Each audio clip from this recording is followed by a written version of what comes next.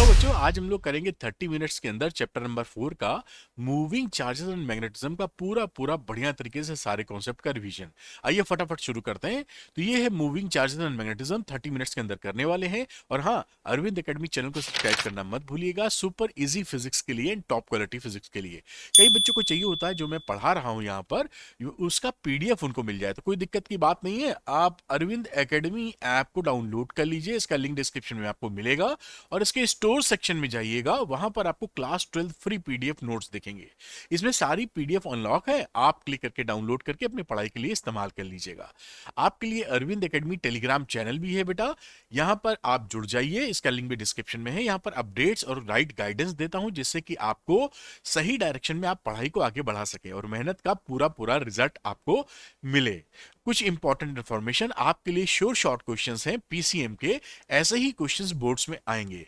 और sure short question PCB के भी हैं, फिजिक्स केमिस्ट्री मैथ्स बायो के भी अलग अलग भी हैं और पीसीएमबी के भी हैं। अच्छी बात क्या है कि ऐसे ही क्वेश्चंस बोर्ड्स में आएंगे। मैंने पिछले 10 साल का ट्रेंड एनालिसिस किया है और अपने 25 साल का एक्सपीरियंस इसके अंदर लगाया है, जिससे कि बहुत ज्यादा चांसेस है कि ऐसे ही क्वेश्चन आएंगे। डिट्टो क्वेश्चन आने की बात नहीं कर रहा हूं, पेपर नहीं आउट कराया गया है, लेकिन आएंगे ऐसे ही, ये पक्का है। इसमें 20 से 25 क्वेश्चन है पर चैप्टर, जो आसानी से आप लगा सकते हैं। ये फुली सॉल्व है, कहीं भटकने की जरूरत नहीं है, आपको सॉल्यूशन के साथ मिल जाएंगे। और अच्छी बात क्या है कि 100% एग्जाम या बोर्ड टारगेटेड क्वेश्चन है, ऐसे ही क्वेश्चन बोर्ड में आपको मिलने वाले हैं। और अच्छी एक फिर गिफ्ट मेरी तरफ से क्या है कि जिसमें भी फिजिक्स इन्वॉल्व है, जैसे यहाँ पे फिजिक्स है, यहाँ पे फिजिक्स है, उन कोर्सेज में आपको एनसीईआरटी एक्सरसाइज और एनसीईआरटी एग्जाम्पल्स के वीडियो सोल्यूशन भी मैं प्रोवाइड करूंगा, जो मैंने खुद रिकॉर्ड किए हैं सुपर इजी लैंग्वेज में। यानी पूरी एनसीईआरटी की क्लास 12 फिजिक्स की किताब आपको एक्सरसाइज और एग्जांपल्स के सॉल्यूशन मिलने वाले हैं। तो जो बच्चे ये लेना चाहते हैं श्योर शॉर्ट क्वेश्चन को, तो श्योर शॉर्ट क्वेश्चन के लिए आप अरविंद एकेडमी ऐप को डाउनलोड कीजिए, उसके स्टोर सेक्शन में जाइएगा, वहां पर कई कोर्सेज दिखाई पड़ेंगे और श्योर शॉर्ट क्वेश्चन वाला भी कोर्स दिखेगा। आप उसको लेकर अपनी पढ़ाई को नेक्स्ट लेवल पे पहुंचा सकते हैं। आइए शुरू कर लेते हैं पढ़ाई के बाद, जिस वजह से ये वीडियो बन रहा है। तो कॉन्सेप्ट ऑफ मैग्नेटिक फील्ड की बात करें हम लोग, तो जो स्पेस होता है ना, स्पेस 3D स्पेस हो गया, मैग्नेट के अराउंड जहां पर मैग्नेटिज्म को या मैग्नेटिक फील्ड को महसूस किया जा सकता है, उसके इन्फ्लुएंस को, मैग्नेट को, उसको हम बोलते हैं बेटा मैग्नेटिक फील्ड। तो एक मैग्नेट के अराउंड उसके इन्फ्लुएंस को महसूस जहां तक किया जा सके, वो मैग्नेटिक फील्ड है। महसूस कैसे करते हैं? एक दूसरे मैग्नेट को लाकर कि फोर्स लग रहा है उस पर कि नहीं लग रहा है। दूसरी बात, मैग्नेटिक फील्ड एक वेक्टर क्वांटिटी, ये आपको दिमाग में रखना है, स्केलर नहीं है। इसका सिंबल है बी के ऊपर एलो, एरो, तो इसको वेक्टर क्वांटिटी की तरह रिप्रेजेंट करते हैं। इसकी एसआई यूनिट हो जाती है बेटा टेस्ला। किसकी एसआई यूनिट? मैग्नेटिक फील्ड की एसआई यूनिट टेस्ला हो जाएगी। ये एक्चुअली पहले क्या था, ये समझा जाता था कि जो करंट है और जो मैग्नेटिज्म है, ये दोनों चीजें अलग हैं। लेकिन अर्स्टर्ड साहब ने 1820 के अंदर एक एक्सपेरिमेंट परफॉर्म किया, जिसमें एक सर्किट में उन्होंने करंट को फ्लो कराया और बाद में कंपास निडल, मैग्नेटिक जो निडल होती है, उसको रखा। तो जब करंट फ्लो कराई गई तो ये कंपास वाला निडल मूव कर गया, डिफ्लेक्ट कर गया। और जब करंट नहीं फ्लो कराई गई तो इसमें डिफ्लेक्शन बंद हो गया। जब उल्टी डायरेक्शन में करंट हुई तो ये कंपास वाला उल्टी डायरेक्शन में घूम गया। इससे साबित हो गया कि ये जो करंट है वही मैग्नेटिक फील्ड पैदा कर रहा है, क्योंकि मैग्नेटिक फील्ड लगने के बाद ही ये मूव कब करेगा मैग्नेटिक कंपास? जब मैग्नेटिक फोर्स लगे। तो मैग्नेटिक फोर्स लगाने की क्षमता मैग्नेटिक फील्ड में ही होती है, इसलिए करंट इसके लिए रिस्पॉन्सिबल हो गया। और फिर ये समझा जाने लगा कि करंट और मैग्नेटिक फील्ड ये अलग अलग चीजें नहीं है, एक सिक्के के दो पहलू हैं, है ना। ये बड़ा ही धुआंधार एक्सपेरिमेंट था, छोटा और सरल लगता है, लेकिन इसके जो जो इम्पैक्ट आया फिजिक्स में, बहुत लंबा चौड़ा इम्पैक्ट रहा था। अच्छा, इसके बाद बात करते हैं आपके लिए बहुत इंपॉर्टेंट बायो सावर्ट्स लॉ। तो बायो सावर्ट्स लॉ क्या कहता है कि छोटा करंट एलिमेंट क्या होता है अभी मैं बता दूंगा, उससे जो मैग्नेटिक फील्ड बनता है उसकी वैल्यू हम इससे निकाल सकते हैं। तो this gives magnetic field due to current element, जैसे मैंने बोला।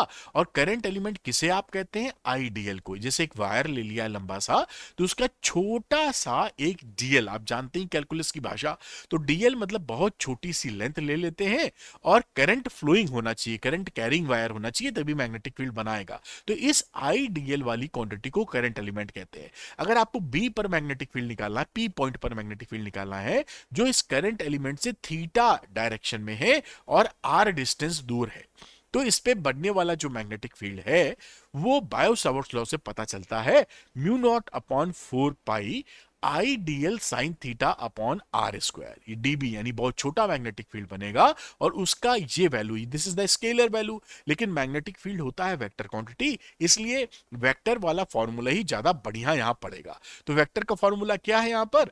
DB is equal to mu naught upon 4 pi I DL cross R upon R cube. ये वेक्टर क्रॉस प्रोडक्ट है। वेक्टर क्रॉस प्रोडक्ट का जो रूल होता है डायरेक्शन निकालने वाला, वो राइट हैंड स्क्रू रूल, वो इस पे अप्लाई हो जाएगा, और आप डायरेक्शन भी डीबी की निकाल पाएंगे। अभी मैं बताऊंगा अभी कैसे निकलती है।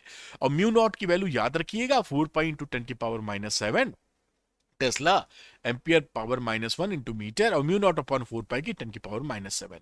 ये वैल्यूज आपके काम आएंगी, कई जगह इस्तेमाल होंगी, तो बार बार याद रहेंगी तो बेहतर रहेंगी। तो म्यू नॉट क्या होता है यहां पर? Permeability of the free space, और डायरेक्शन ऑफ आईडीएल, क्योंकि आईडीएल एक वेक्टर क्वांटिटी है, तो इसका डायरेक्शन हम किधर लेते हैं? जिस डायरेक्शन में बच्चों करंट होती है, उसी डायरेक्शन में आईडीएल का डायरेक्शन माना जाता है। अब आती है बात कि भाई बायो सावर्ट्स लॉ से हम ये तो निकाल ले गए हैं कि मैग्नेटिक फील्ड कितना बनेगा, लेकिन डायरेक्शन क्या होगा? तो उसके लिए जैसे मैंने लिखा, direction of DB is the direction of DL cross R. DL cross R कैसे निकालते हैं? वेक्टर के राइट हैंड स्क्रू रूल से। तो राइट हैंड स्क्रू रूल क्या होता था? आप ये जैसे फोटो यहां पे बनी है, डीएल की डायरेक्शन में पहले आप हथेली रखोगे, ऐसे राइट हैंड लोगे, और पंजा डीएल की डायरेक्शन में, और जहां पर आपको आर है, यानी जिस डायरेक्शन में पी है उधर आप मोड़ दीजिए। जिधर अंगूठा दिखा रहा है that is the direction of magnetic field. तो ये डीएल रखा, ये देखिए यहां पे अगर आप देखेंगे, और पी ये डी आर की तरफ आपने मोड़ा, अंगूठा जा रहा है अंदर की तरफ, आप करके देख लीजिएगा। तो यहां पर देखिए जो मैग्नेटिक फील्ड है वो अंदर की तरफ आपको मिल जाएगा, वेक्टर क्रॉस प्रोडक्ट वाले फॉर्मूले से। तो दिस इज द डायरेक्शन। आप किस तरह से निकालते हो ये आपको आना चाहिए। अब अगली बात होती है relation between mu naught epsilon naught and c. ये बड़ा इंपॉर्टेंट रिलेशन है। C is equal to 1 upon under root mu naught into epsilon naught. इस पे एक एक नंबर के सवाल भी बनते हैं, कई जगह इस्तेमाल भी होता है, तो ये आपको अच्छे से आना चाहिए कि c is equal to 1 upon under root mu naught into epsilon naught. आगे देखिए क्या है, राइट हैंड थंब रूल की हम बात कर रहे हैं, यानी बेसिकली जो current straight current carrying wire होता है, जो एक लंबा सा वायर होगा जो सीधा वायर है और करंट फ्लो कर रही है, तो उसमें हम मैग्नेटिक फील्ड की डायरेक्शन कैसे निकालेंगे? तो उसके लिए राइट हैंड थंब रूल का इस्तेमाल करते हैं। राइट हैंड लेते हैं, अंगूठे को करंट की डायरेक्शन में रखते हैं और पंजे को मोड़ते हैं, तो जिस डायरेक्शन में पंजा मुड़ रहा है वो मैग्नेटिक फील्ड का डायरेक्शन हो जाता है। इसे बोलते हैं राइट हैंड थंब रूल। ये देखिए लिखा हुआ, ये अंगूठा रखा है करंट की डायरेक्शन में, पंजा मोड़ा है, तो यहां पे करंट जा रही थी इस डायरेक्शन में, तो जब आपने अंगूठे की डायरेक्शन करंट की डायरेक्शन में रख दिया तो पंजा ऐसे ऐसे घूम घूम के आएगा। तो this is the direction of magnetic field. बड़ा अच्छा और सरल ये रूल है। अब इसके बाद की बात करते हैं बेटा कि ये बड़ा इंपॉर्टेंट है कि इनफाइनाइटली लॉन्ग या लॉन्ग जो करंट कैरिंग वायर होता है उससे मैग्नेटिक फील्ड कितना बनता है। तो ये करंट कैरिंग वायर है जो कि लंबा वायर है, और इससे आर डिस्टेंस दूर पी पॉइंट पर हम मैग्नेटिक फील्ड निकालना चाहते हैं। उसकी वैल्यू कितनी हो जाती है? B is equal to mu naught upon 2 pi i upon r. I है कंडक्टर में या वायर में फ्लो होने वाली करंट, आर है परपेंडिकुलर डिस्टेंस इस वायर से, तो b is proportional to 1 upon r. इसका ग्राफ भी आपसे पूछ लेते हैं, तो बी और आर के अंदर जब आप ग्राफ बनाएंगे तो ये रेक्टेंगुलर हाइपरबोला, इस शेप को बोलते हैं rectangular hyperbola. B is proportional to 1 upon R, इसको याद रखिएगा। यानी कि इनफाइनाइटली लॉन्ग या long wire, current carrying long wire से जो मैग्नेटिक फील्ड बनता है उसकी वैल्यू ये लिखी है, उसका डायरेक्शन निकालोगे रूल से जो मैंने आपको बताया अभी, और ये इसका ग्राफ होता है। अब आगे की बात करते हैं हम लोग कि एक करंट कैरिंग लूप है, इसके सेंटर पर कितना मैग्नेटिक फील्ड बनेगा। तो ये देखिए magnetic field at the center of the circular current loop. ये करंट लूप है, इसमें मैग्नेटिक, ये करंट की डायरेक्शन मैंने बना दी है। अभी बताते हैं डायरेक्शन कैसे निकालोगे। इसके सेंटर पे जो मैग्नेटिक फील्ड बनता है बच्चों, उसकी वैल्यू होती है B is equal to mu naught I upon two R. Mu naught I upon two R, R क्या है, रेडियस ऑफ दी लूप। अच्छा, ये कट्टम का जो निशान होता है क्रॉस, का मतलब होता है मैग्नेटिक फील्ड का जो डायरेक्शन है inward perpendicular to the plane है, यानी अंदर की तरफ घुसता है, जो प्लेन है उसके अंदर की तरफ घुस रहा है। कॉपी है तो कॉपी के अंदर की तरफ जा रहा है परपेंडिकुलरली। और अगर डॉट लगा देते हो तो इसका मतलब है कि जो मैग्नेटिक फील्ड आप शो कर रहे हो वो आउटवर्ड डायरेक्शन में है, परपेंडिकुलर टू द प्लेन। अब इसमें क्या, इसमें रूल क्या है, रूल ये है कि राइट हैंड लीजिए और राइट हैंड को जो पंजा है वो करंट की डायरेक्शन में मोड़ दीजिए। जिस डायरेक्शन में जाएगा ये करंट, ऐसे मोड़ा तो ये अंदर की तरफ जा रहा, करके आप देख लीजिए यहां पर। तो जब आप राइट हैंड के पंजे को मोड़ेंगे तो मैग्नेटिक फील्ड अंदर की तरफ अंगूठा जाएगा, वही मैग्नेटिक फील्ड का डायरेक्शन हो जाएगा। यह लिख दिया है मैंने कि direction b, direction at the center of loop कैसे निकालोगे बेटा जी, close right hand palm, right hand palm, है ना, in the direction of the current, current की डायरेक्शन में मोड़ दीजिए आप राइट हैंड को, करके देखिए आपको आ जाएगा। और thumb will give the direction of B, अंगूठा जिस डायरेक्शन में है वो मैग्नेटिक फील्ड का डायरेक्शन आपको दिखाई पड़ेगा। तो current carrying loop, circular loop में कितना मैग्नेटिक फील्ड और क्या डायरेक्शन होने वाला है, ये पूरी चर्चा यहां पर हो जाती है। अब देखिए अगला आता है कि magnetic field on the axis of current carrying circular loop. ये करंट कैरिंग सर्कुलर लूप है, इसकी ये एक्सेस है। देखिए ये अगर मैं ओ कह दूं तो ओपी इज द एक्सेस। इस एक्सेस के अलोंग मैग्नेटिक फील्ड निकालना है, यानी यहां पर कोई पॉइंट ले लिया है पी और यहां मैग्नेटिक फील्ड निकालना चाहते हैं, तो मैग्नेटिक फील्ड की जानते हो वैल्यू कितनी आती है, B is equal to mu naught I capital are square, R है इसका रेडियस, स्मॉल आर है ओपी, यानी उसकी रेडियस से या लूप के सेंटर से उसकी डिस्टेंस। तो mu naught i r square upon two capital are square plus small r square की power 3/2। This is the scalar form, यानी मैग्नीट्यूड मिल जाता है मैग्नेटिक फील्ड का। वेक्टर फॉर्म में लिखोगे तो आई कैप लिख दीजिएगा यहाँ पे वेक्टोरली। तो यहाँ पर आप जैसा देख रहे हैं कि अगर इस डायरेक्शन, ये इसका जो इधर से अगर आप देख रहे हैं, आपकी आंखें अगर इस तरफ है बेटा जी, तो आपको ये दिखाई पड़ेगा एंटी क्लॉकवाइज यहां से देखने पर। तो एंटी क्लॉकवाइज में ये बी जाएगा अवे, और अगर ये डायरेक्शन हो जाएगी क्लॉकवाइज तो ये टूवर्ड्स लूप चला जाएगा। ये याद रखिए डायरेक्शन के लिए। एट द सेंटर पे क्या बन जाएगा भाई, सेंटर पे अगर आपको जाना है तो इस स्मॉल आर, इस आर की वैल्यू 0 कर दो तो सेंटर पे पहुंच जाएंगे। तो सेंटर पे वैल्यू होती है mu naught N i upon two r, n है number of turns in the loop. और फार अवे अगर बहुत दूर है तो ये जो स्मॉल आर है ये कैपिटल आर से काफी बड़ा हो जाएगा। तो कैपिटल आर को नीचे आप इग्नोर कर दीजिए, तो आर स्क्वायर ही रखेंगे तो वैल्यू आ जाएगी mu naught N I capital are square upon two small r cube. ये हो जाएगी मैग्नेटिक फील्ड की वैल्यू जब इसके ओरिजिन से, मतलब इसके सेंटर से काफी दूर आप चले गए होंगे। तो इसको पकड़ के रखिए। क्लॉक फेस रूल क्या होता है सर्कुलर कॉइल के अंदर, अगर यहां पर देखिए एंटी क्लॉकवाइज करंट फ्लो कर रही है तो नॉर्थ हो जाता है वहां पर, और अगर मान लीजिए क्लॉकवाइज करंट है तो यहां पे साउथ हो जाता है। ये बड़े आसानी से याद रखा जाता है, जा सकता है, और आप याद आपको मालूम भी होगा, मैं आपको सामने लेके आ रहा हूं। अच्छा, B along the axis of current carrying loop में जो, ये तो फॉर्मूला हो गया था, हम लोगों ने देख लिया था, उसका ये ग्राफ है। ये ग्राफ भी इंपॉर्टेंट है, कभी कभी एग्जाम में पूछा जाता है। तो ये जो लूप की कहानी थी करंट कैरिंग लूप की, जो पी पॉइंट पर मैग्नेटिक फील्ड निकाल रहे थे, इसमें देखिए अगर इसके सेंटर पे हो तो ये मैग्नेटिक फील्ड है, इस तरफ बढ़ते चले जाओगे यानी आर की वैल्यू बढ़ा रहे हो तो इस तरह घटता चला जाएगा। पीछे अगर आप जा रहे हो तो ये माइनस आर कह सकते हो, यहां इस तरह घटता चला जाएगा। तो करंट कैरिंग लूप के अलोंग द एक्सेस जो मैग्नेटिक फील्ड होगा वहां पर इसको ऐसे पकड़ के आपको रखना है बेटा। अब अगली बात करते हैं, देखिए कई जगह इसका इस्तेमाल होता है कि मान लीजिए सर्कुलर जो कॉयल है या सर्कुलर लूप नहीं बना, लूप का एक पोर्शन आ गया जिसे आप बोलते हैं ड्यू टू सर्कुलर सेगमेंट। ये देखिए पूरा लूप नहीं है, ये क्या है यहां पर, ये केवल यहां से यहां तक का एक सेगमेंट है।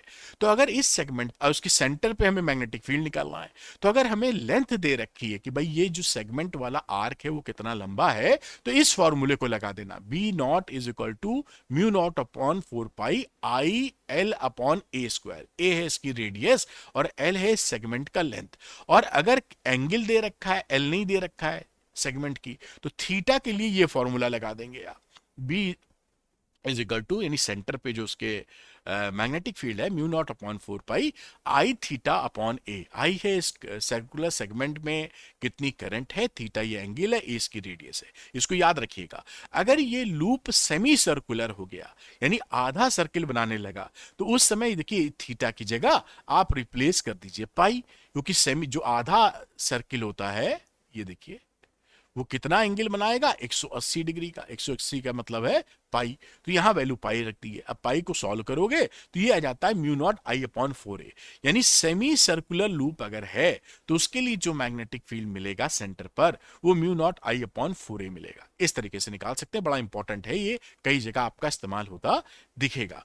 अब एम्पियर सर्किटल लॉ क्या होता है? एम्पियर सर्किटल लॉ, ये लॉ लिखा हुआ है कि line integral of magnetic field की जो वैल्यू होती है वो म्यू नॉट इंटू आई नेट के बराबर होती है। मतलब इस सर्कुलर लूप को क्लोज लूप के लिए ही लगता है ये।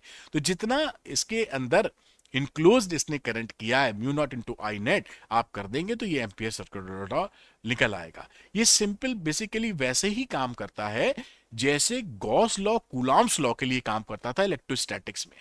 तो एम्पियर्स लॉ काम करता है बायो सावर्ट लॉ का के हिसाब से, अल्टरनेटिव है उसका। खैर आगे चलते हैं हम लोग। अब यहां पर देखते हैं application of ampere circuital law. अब मान लीजिए इनफाइनाइटली लॉन्ग ये वायर था, बहुत लंबा वायर था, इससे हम आर डिस्टेंस दूर पर मैग्नेटिक फील्ड निकालना चाहते थे। अगर एम्पियर्स लॉ लगा दोगे तो खट से निकल आता है। देखिए एम्पियर्स लॉ लगा दिया, क्लोज लूप ले लिया हमने तो, और या line integral of magnetic field is equal to mu naught into I net, ये एम्पियर्स लॉ होता है। तो हियर थीटा देखिए, मैग्नेटिक फील्ड और डीएल की डायरेक्शन एक ही डायरेक्शन में है, तो थीटा की वैल्यू 0 हो जाएगी। अब यहां पर हमने ये बी डॉट डीएल में बी डीएल कॉस 0 लिख दिया, और ये म्यू नॉट इंटू आई, क्योंकि इसके अंदर से नेट करंट आई ही जा रही है। कॉस 0 की वैल्यू होती है 1 बेटा। तो ये हो गया बी, क्योंकि कॉस हर जगह जहां पे भी जाओगे लूप पर बी हमेशा एक ही मिलेगा, क्योंकि सिमेट्रिसिटी हर जगह से आर का डिस्टेंस है, देखिए जो मैग्नीट्यूड है। तो बी बाहर आ गया इंटीग्रेशन से, b dl is equal to mu naught into i. और लाइन इंटीग्रल इस पूरे लूप पर करोगे तो 2 पाई आर आ जाएगा, पेरीमीटर सर्कमफ्रेंस जो भी बोलो। तो b into 2 pi r mu naught into i. तो b की वैल्यू कितनी हो गई, म्यू नॉट आई अपॉन 2 पाई आर। इसको याद इस तरह से देखिए, खट से एम्पियर्स लॉ का एप्लीकेशन आप सीख गए हैं। चलिए एक कदम और आगे चलते हैं बेटा हम लोग। ये सोलेनॉइड, सोलेनॉइड के सेंटर पर कितना मैग्नेटिक फील्ड बनता है, तो ये होता है b is equal to mu naught N i बेटा। यहां ध्यान रखिएगा, एन जो होता है स्मॉल एन, ये लीनियर टर्न डेंसिटी होती है, यानी कि number of turn per unit length, जिसे आप small n is equal to capital n upon l भी लिखते हैं। ये ध्यान रखिएगा, बच्चे गलती करते हैं। और इसके एंड पर चले जाएंगे अगर सोलेनॉइड के किनारों पर, तो मैग्नेटिक फील्ड जो बीच में बन रहा था उसका आधा बनता है, हाफ म्यू नॉट एन आई के बराबर। इसीलिए ग्राफ देखेंगे तो इसके सेंटर पर मैग्नेटिक फील्ड हो गया मैक्सिमम, और इसके किनारों पर जो मैग्नेटिक फील्ड मिल रहा है उसकी वैल्यू मिल रही है बी अपॉन 2 सोलेनाइड के अंदर। ये भी आप क्लैरिटी आपको बेटा जी मिल गई। अब देखिए force on moving charge in a magnetic field. जब मैग्नेटिक फील्ड में कोई चार्ज मूव करता है तो उस पे लगता है फोर्स। वो फोर्स कितना लगता है और किस डायरेक्शन में लगता है ये जानने की जरूरत है। तो देखिए जो फोर्स लगेगा उसकी वैल्यू होती है Q V B sine theta. Theta क्या है, v और b के बीच का एंगल। ये देखिए फोर्स हो गया F is equal to Q V B sine theta. क्योंकि फोर्स एक वेक्टर क्वांटिटी है इसलिए हमेशा वेक्टर इक्वेशन ज्यादा फ्रूटफुल या कंप्लीट इक्वेशन होती है। तो B is equal to Q V cross B, ये वेक्टर, इससे डायरेक्शन भी निकल आएगा। ये जो आपका वेक्टर क्रॉस प्रोडक्ट का फॉर्मूला होता है डायरेक्शन निकालने के लिए, वी क्रॉस भी लगा दीजिए। अच्छा यहां ध्यान रखिएगा कि ये जो फोर्स है वो इस V और B दोनों के परपेंडिकुलर होता है। तो ये लॉजिक बड़ी काम आता है कि जो फोर्स लगेगा वो उसकी वेलोसिटी के डायरेक्शन और मैग्नेटिक फील्ड के डायरेक्शन दोनों के ही परपेंडिकुलर होगा। और साथ में यहाँ पे जो Q की वैल्यू रखोगे वो विथ साइन रखना, प्लस है तो प्लस रखो, माइनस है तो माइनस रखो, जिससे फोर्स की डायरेक्शन बदल जाएगी प्लस माइनस से। बढ़िया। अब स्पेशल केस देख लीजिए, इस फॉर्मूले में अगर V की वैल्यू 0 है यानी रेस्ट पर है चार्ज, तो कोई फोर्स लगेगा ही नहीं क्योंकि साइन 0 हो जाता है। तो अगर कोई रुका हुआ चार्ज मैग्नेटिक फील्ड में है तो वो कोई फोर्स एक्सपीरियंस नहीं करेगा। अगर थीटा 0 है या 180 डिग्री है, थीटा 0 या 180 डिग्री कर सकते हैं आप, तो इस समय साइन 0 या साइन 180 डिग्री आपका 0 ही मिलेगा, तब भी फोर्स 0 मिलेगा। यानी जो चार्ज पार्टिकल है वो मैग्नेटिक फील्ड की दिशा में या उसके अपोजिट डायरेक्शन में मूव कर रहा है तो भी कोई फोर्स नहीं लगने वाला है। अगला कि थीटा अगर 90 डिग्री है तो उस समय मैग्नेटिक फील्ड से परपेंडिकुलर डायरेक्शन में अगर कोई चार्ज पार्टिकल मूव कर रहा है तो मैक्सिमम फोर्स एक्सपीरियंस करता है और उसकी वैल्यू होती है क्यू वी बी के बराबर। तो ये ध्यान रखिएगा, F max is equal to Q V B. अब अगला कदम उठाते हैं कि फ्लेमिंग का लेफ्ट हैंड रूल है, इसलिए कि भाई हम डायरेक्शन पता कर सके, वरना v क्रॉस b जो लिखा था वो सबसे बढ़िया होता है। तो फ्लेमिंग का जो लेफ्ट हैंड रूल होता है वो लेफ्ट हैंड ले लीजिए और तीनों उंगलियों को जैसा फोटो में या डायग्राम में दर्शाया है ऐसा कर लीजिए। फादर, ये जो उंगली है, F for finger, father, mother, child, ऐसे न्यूमोनिक याद रखिए, फादर, मदर, चाइल्ड। तो फादर मतलब फोर्स, ये फादर, ये अंगूठा है तो ये अंगूठा वाला फादर है, और ये मैग्नेटिक फील्ड और ये करंट या चार्ज का, तो ये फादर की वैल्यू हो गई और ये अंगूठा मैग्नेटिक फील्ड। तो मदर कह रहे हो तो मैग्नेटिक फील्ड बी, और ये करंट की या पॉजिटिव चार्ज के चलने की डायरेक्शन है। तो इस तरह से आपको ये जो अंगूठा है वो फोर्स की डायरेक्शन दे देगा। तो इसको याद रखने का न्यूमोनिक ये होता है कि फादर और ये वाली उंगली मदर और ये उंगली चाइल्ड, सी फॉर करंट, है ना। ये इस तरह से याद रख सकते हो। अच्छा, आगे चीजों को लेके बढ़ते हैं। अब देखिए, जो चार्ज पार्टिकल है अगर वो मैग्नेटिक फील्ड के परपेंडिकुलर डायरेक्शन में उसने एंट्री मारी है, मैग्नेटिक फील्ड के परपेंडिकुलर डायरेक्शन में एंट्री मारी है, तो वो सर्कुलर मूवमेंट करने लगता है। तो जब वो सर्कुलर मूवमेंट करेगा, लूप बनाएगा, तो उसकी रेडियस कितनी होती है, M V upon Q B होती है। इसको याद रखिएगा। अब जो टाइम पीरियड होता है एक चक्कर कंप्लीट करने में, जो वक्त या टाइम ले रहा है, वो 2 pi m upon Q B होता है। यहां पर इंटरेस्टिंग बात क्या है कि ये वेलोसिटी पर वी फैक्टर नहीं आया है, ये वेलोसिटी से इंडिपेंडेंट है। यानी कोई भी चार्ज पार्टिकल की स्पीड ज्यादा है या कम है, अगर वो मैग्नेटिक फील्ड के परपेंडिकुलर डायरेक्शन में इंटर कर रहा है तो उसका टाइम पीरियड चेंज नहीं होगा स्पीड बढ़ाने या घटाने से। और दूसरा, फ्रीक्वेंसी 1/t रहती है, तो इसी का उल्टा लिख दिया है।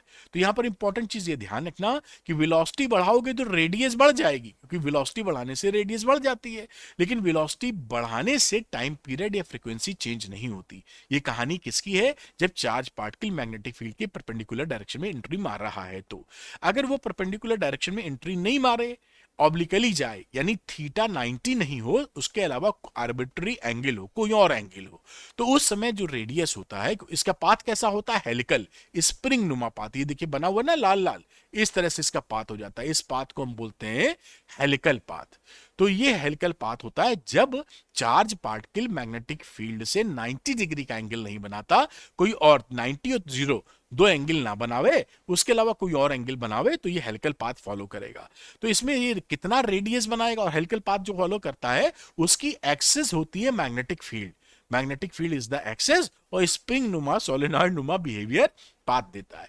तो रेडियस हो जाती है M V sine theta upon Q B. इसको याद रखिएगा, थीटा है वी और बी के बीच का एंगल, और टाइम पीरियड कितना हो जाएगा 2 pi m upon Q B. इसमें भी देखिए वेलोसिटी वाला फैक्टर नहीं है, यहां भी टाइम पीरियड यानी एक सर्किल कंप्लीट करने में आगे बढ़ रहा है, लेकिन एक चक्कर लगाने में उसका कोई भी वेलोसिटी से लेना देना नहीं है। फिर एक टर्म आता है यहाँ पे पिच।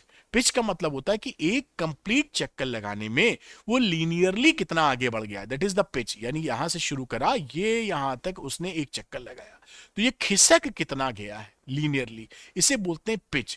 तो इस पिच की वैल्यू पी से शो करते हैं 2 pi m v cos theta upon Q B. ये फॉर्मूला पिच का है, जो आपको कहीं पूछा जाए तो फटाक से आप निकाल सकते हैं, याद करके रख लीजिएगा बेटा। अगली बात करते हैं, अगर करंट कैरिंग वायर है, भाई जब चार्ज पार्टिकल पे फोर्स लग रहा है तो करंट तो होता ही, चार्ज के मूवमेंट से करंट बनती है, तो करंट कैरिंग वायर पे भी फोर्स लगेगा। वो फोर्स की वैल्यू कितनी होती है, i l b sine theta. I है करंट उस वायर में, एल है length of the conductor, b magnetic field, और साइन थीटा है आपका लेंथ और मैग्नेटिक फील्ड के बीच का एंगल। तो ये F is equal to I L cross B कर देते हैं, theta angle between B and L, और एल का डायरेक्शन किधर लेते हैं, डायरेक्शन ऑफ करंट की डायरेक्शन में। एल का डायरेक्शन किधर होगा, जिस डायरेक्शन में करंट है। अच्छा, थीटा अगर 0 है तो कोई फोर्स नहीं, क्योंकि साइन 0 हो जाएगा, या 180 है। और थीटा 90 है तो मैक्सिमम फोर्स मिलेगा आई एल बी के बराबर। और डायरेक्शन कैसे निकालोगे, वही जो फ्लेमिंग का लेफ्ट हैंड रूल हम लोगों ने पढ़ा था, उसी से डायरेक्शन ऑफ द फोर्स आप निकाल लेंगे। तो एक करंट कैरिंग वायर या कंडक्टर पे लगता है फोर्स जब वो मैग्नेटिक फील्ड में रखा जाता है। अब अगली बात करते हैं कि force between two parallel wires. दो पैरेलल वायर्स हैं, दोनों में करंट कैरिंग वायर्स हैं, अगर दोनों में सेम डायरेक्शन में करंट है देखिए, तो इसमें जो है अट्रैक्शन होता है, पैरेलल करंट अट्रैक्ट्स। और अगर एंटी पैरेलल करंट है, यानी दोनों का करंट का डायरेक्शन विपरीत दिशा में है, एक ऊपर जा रही है एक नीचे जा रही है, उस समय ये दोनों करते हैं रिपल। तो parallel current attracts, anti parallel current repels, ये ध्यान रखिएगा आप, है ना। फोर्स पर यूनिट लेंथ निकालने की जब बात आती है तो F2 अपॉन एल, यानी दोनों जो फोर्स होते हैं F1 F2 ना, ये सेम ही होते हैं, एक्शन रिएक्शन पेयर बनाते हैं, तो किसी F2 की जगह F1 भी रख देंगे तो कोई दिक्कत नहीं। इसकी वैल्यू यही आएगी, mu naught I1 I2 upon 2 पाई R। I1 I2 हो गया कंडक्टर में कितना करंट फ्लो हो रहा है, और R की वैल्यू है इनके बीच का बेटा जी सेपरेशन। ये देखिए मैंने लिख भी दिया था कि एक्शन रिएक्शन पेयर बनाते हैं, फोर्स की वैल्यू दोनों एक दूसरे पे सेम लगाते हैं, डायरेक्शन अलग अलग होता है बस। अब देखिए ये एक टॉर्क एक्सपीरियंस बाय ये करंट लूप, एक current loop, current carrying loop है, मैग्नेटिक फील्ड में रखा है, तो उसके अंदर लगता है टॉर्क, और टॉर्क उसको घुमाने की कोशिश करता है। तो कितना टॉर्क लगेगा बेटा, N i b a sine theta. ये देखिए ये यहां पर रेक्टेंगुलर बनाया गया है, लेकिन नॉर्मली ये सभी लूप के लिए वैलिड होता है, चाहे वो सर्कुलर हो, चाहे रेक्टेंगुलर हो, या किसी और शेप का हो। I n i b a sine theta, n है number of turns in the loop, i है current in the loop, b magnetic field, a है इसका एरिया, है ना, और थीटा है इसके एरिया वेक्टर और मैग्नेटिक फील्ड के बीच का डायरेक्शन। इसको वेक्टोरली जब लिखा जाता है तो tau is equal to M cross B कर देते हैं। एम होता है यहां पर मैग्नेटिक डायपोल या magnetic dipole moment of the coil, अभी मैं उसका डिस्क्रिप करूंगा। और एम का जो मैग्नीट्यूड होता है वो एन आई ए के बराबर होता है। ये एक वेक्टर क्वांटिटी होती है, किधर इसका डायरेक्शन होता है इसकी भी चर्चा लगे हाथ कर ही लेते हैं। तो आपको मैंने बताया कि कोई करंट कैरिंग लूप है तो उसका मैग्नेटिक डायपोल मोमेंट की मैग्नीट्यूड होता है एन आई ए के बराबर। और इसका डायरेक्शन कैसे निकालते हैं, again right hand thumb rule use करते हैं, जिस डायरेक्शन में करंट जा रही है उस डायरेक्शन में पंजे को मोड़ दो, अंगूठे का डायरेक्शन आपका दे देता है direction of magnetic dipole moment. तो अगर इस डायरेक्शन में देखिए करंट है, राइट हैंड लिया, पंजा हमने मोड़ा तो अंगूठा ऊपर जा रहा है, तो ऊपर की डायरेक्शन में मैग्नेटिक डायपोल मोमेंट आ गया। तो यही बात M equal to N I N cap लिख दिया गया है। एम यानी मैग्नेटिक डायपोल मोमेंट एक वेक्टर क्वांटिटी होता है, ये ध्यान रखिएगा। अब आता है मूविंग कॉइल गैल्वेनोमीटर। ये जो मूविंग कॉइल गैल्वेनोमीटर होता है किस काम आता है, तो ये एक तो डिटेक्शन ऑफ करंट करता है और बहुत छोटी करंट्स को नापता है। थोड़ी भी बड़ी करंट होगी तो वो एम्पियर से नाप एम्पियर मीटर या मीटर से नापी जाएगी, वरना ये फूक जाएगा, हाईली सेंसिटिव डिवाइस है।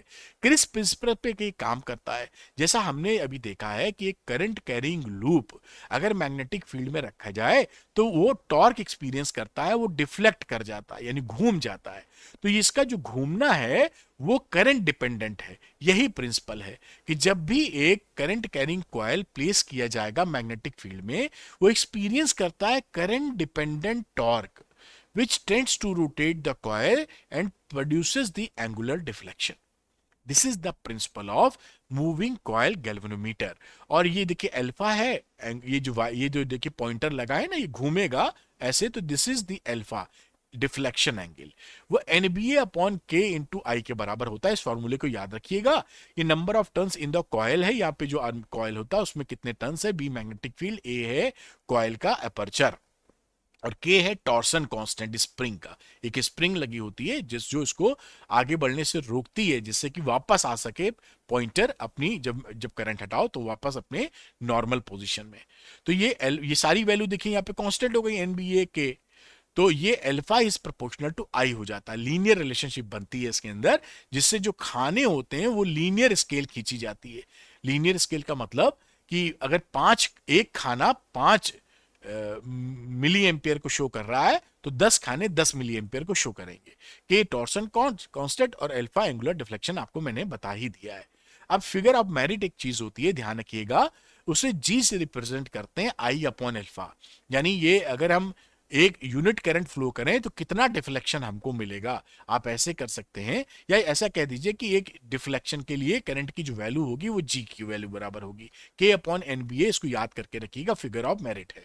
अब आती है गैल्वेनोमीटर की सेंसिटिविटी। सेंसिटिविटी का मतलब होता है कि छोटी आई और वी वैल्यू के लिए भी डिफ्लेक्शन मूविंग कॉइल गैल्वेनोमीटर में ज्यादा आपको मिले, तो आप कह दोगे ज्यादा सेंसिटिव मूविंग कॉइल गैल्वेनोमीटर है।